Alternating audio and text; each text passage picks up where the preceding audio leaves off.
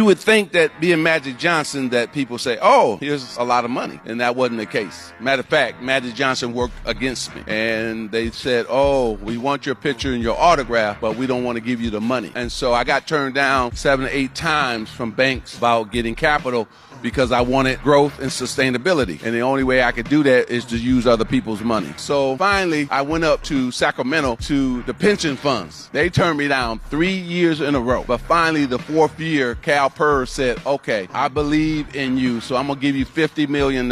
And if you're successful with the 50, you can come back and get 100 more million. And so I invested in a shopping center in the inner cities, bought it for $22 million, 40% occupied, took it up to 100% occupied, resold the center for $48 million, took the $26 million profit up to Sacramento, and they said, oh, I guess you do no business. So that's what got me started. Then I was able to get access to capital. So this is what happened. I go up to Seattle, knock on Howard Schultz's door, chairman and CEO of Starbucks, and I said, look, minorities, we like coffee too, but we have to drive 45 to an hour outside our community to get some coffee. So I said, if you build them in our community, they're going to be very, very successful. And so we did the deal. He came down to see my movie theaters and see how I manage my theaters. That was going to be if he's going to decide to do the deal or not. And thank God, Whitney Houston's first movie was coming out, Waiting to Exhale. So I had 5,000 black women wrapped around the corner to come see this movie.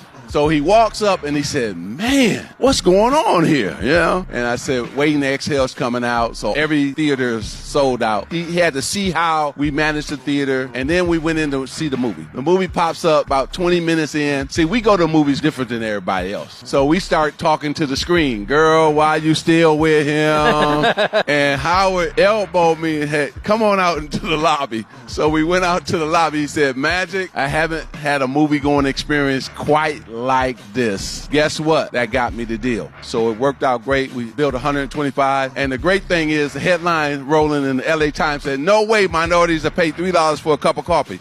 Thomas, we'll pay $3 for a cup of coffee. We quite don't know what scones are though.